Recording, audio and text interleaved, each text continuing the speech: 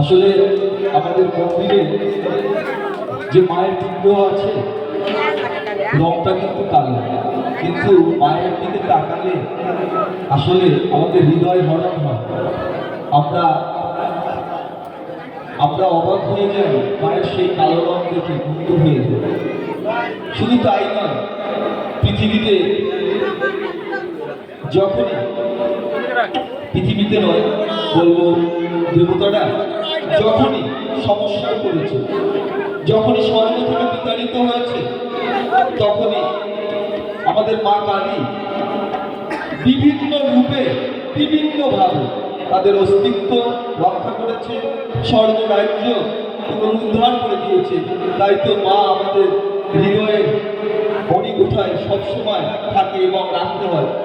আমি আবারও মানিককে আরেকটা গান গাওয়ার জন্য অনুরোধ করছি। আমাদের সাথে আরো আছেন, আপনারা হয়তো জানেন, আমাদের চিগড়িয়া শ্রী শ্রী সার্বজনীন দুর্গা মন্দিরে যে পূজাটা আয়োজিত হয় বা আয়োজন করি আমরা, সেই পুজো উদযাপন কমিটির সাধারণ সম্পাদক আমাদের